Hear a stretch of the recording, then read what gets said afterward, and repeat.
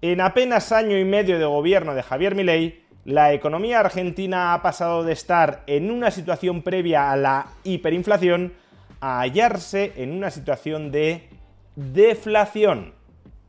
Veámoslo. Hace poco más de año y medio, Argentina se hallaba al borde de la hiperinflación, es decir, estaba a las puertas de un repudio de su moneda, del peso, que diera paso a una escalada exponencial de los precios. La causa última de esa hiperinflación era la situación financiero-fiscal del Estado. El Estado argentino tenía un déficit fiscal y cuasi fiscal monstruoso que saldaba creando más unidades monetarias que no eran demandadas ni fuera del país, porque ningún extranjero quiere pesos, ni tampoco dentro del país, porque los ciudadanos argentinos, desde luego, no querían tantísimos pesos como aquellos que estaba creando el Estado para financiar su déficit fiscal y cuasi fiscal. Y si la oferta de moneda aumenta muchísimo más que su demanda, pues entonces esa moneda se deprecia. Y si esa depreciación es intensa y continuada, no es solo que la oferta de dinero aumente más rápidamente que la demanda, sino que, sobre todo, la demanda de dinero se hunde, porque todo el mundo quiere huir de esa moneda que se está depreciando acelerada y continuamente.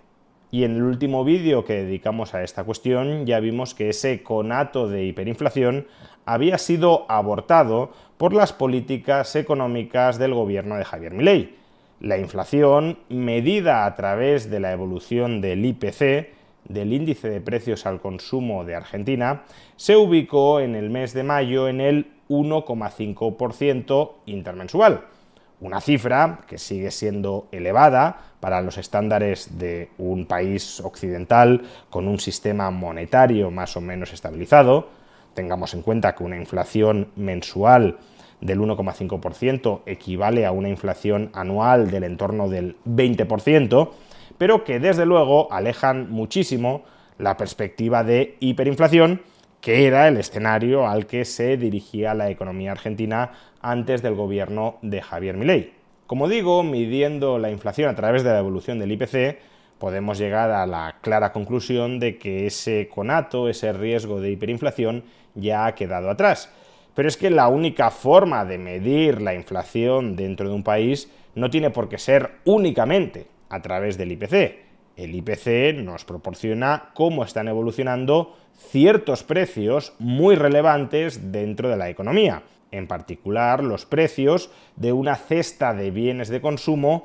que es más o menos representativa de los patrones de gasto de los ciudadanos. Pero es que la inflación en realidad es la pérdida de valor de la moneda que se refleja en un incremento generalizado de precios y por tanto la medición o la aproximación de la inflación no tiene por qué darse a través de un único índice de precios al consumo, sino que también podemos fijarnos en cómo están evolucionando otros precios dentro de la economía, aun cuando esos precios no estén dentro del IPC. De ahí que existan otros índices de precios, no necesariamente de precios de bienes de consumo, que también sean indicativos, no tomados por sí solos y como una medida absoluta y definitiva, pero dentro de una lectura más amplia también resultan indicativos de cómo está evolucionando la inflación dentro del país. Uno de esos índices a los que desde luego también hay que prestar atención es el índice de precios mayoristas. Este índice recoge la evolución de los precios de productores y de importadores en el mercado interno argentino. No el precio que paga por bienes o por servicios el consumidor al distribuidor final, generalmente un minorista, sino el precio al que les venden esas mercancías a los minoristas, esos productores o esos importadores. El índice de precios mayoristas, por tanto, no es un reflejo exacto, ni mucho menos, del IPC, porque ni sigue los mismos precios ni los mide de la misma manera, pero sí es un índice que mide la evolución de otros precios que son igualmente muy relevantes dentro de la economía y en los que también se manifiesta la pérdida de valor de la moneda. Si la moneda pierde valor, si hay inflación, estos otros precios no incluidos en el IPC también se disparan. No en vano, fijaos cómo en noviembre del año 2023,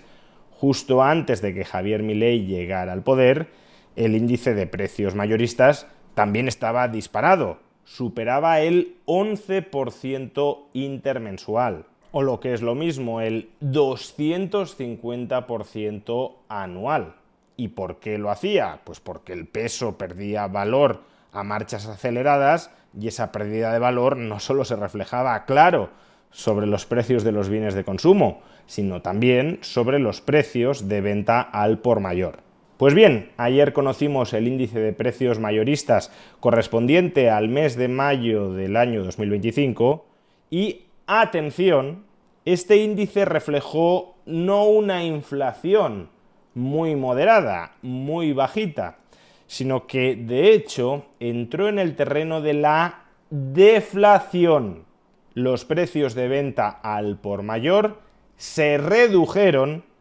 no se desaceleraron en su incremento, sino que se redujeron en un 0,3% intermensual. Atención a lo que estoy diciendo. En año y medio, Argentina ha pasado de estar en una situación pre-hiperinflacionista, con los precios mayoristas incrementándose a una tasa superior al 11% intermensual y creciendo, ha pasado de estar en esa situación a experimentar una deflación sobre los precios mayoristas. Si excluimos el periodo de la pandemia, que obviamente no es comparable, se trata del mejor dato de evolución de los precios mayoristas en 17 años. Desde diciembre del año 2008 no se había producido en Argentina una caída del 0,3% intermensual en los precios al por mayor. Y la causa de este fenómeno, obviamente, hay que buscarla de nuevo en el superávit presupuestario y en la mejoría de la situación financiera del Tesoro argentino, porque es eso, la mejora en la solvencia del Estado argentino, lo que explica la estabilización del tipo de cambio entre el peso y el dólar. Y esta estabilización del tipo de cambio entre el peso y el dólar, aún sin cepo de por medio, porque recordemos que el mes de mayo de 2025 fue el primero al completo sin cepo para las personas físicas, esa estabilización del tipo de cambio es lo que explica que se hayan abaratado los precios a los que venden los importadores, porque no tienen que trasladar a sus precios internos la depreciación del tipo de cambio que no están sufriendo, y también que se hayan abaratado, antes de impuestos, los precios de producción internos en Argentina, porque la importación de los inputs de esos productores también se ha abaratado en la medida en que no estamos entrando en un ciclo de depreciación acelerada y continua del peso frente al dólar.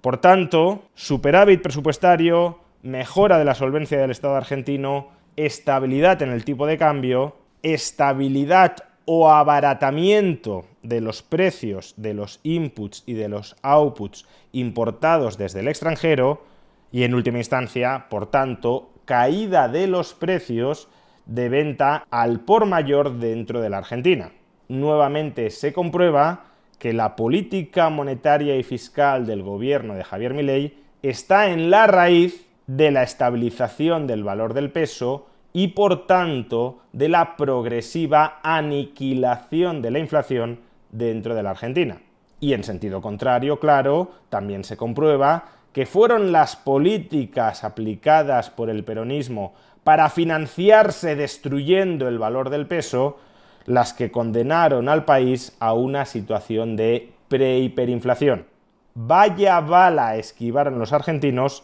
en las elecciones presidenciales de 2023, porque de haber salido escogido presidente de la República el hasta entonces ministro de Economía peronista Sergio Massa, en lugar de deflación en Argentina, hoy por hoy ya tendríamos hiperinflación.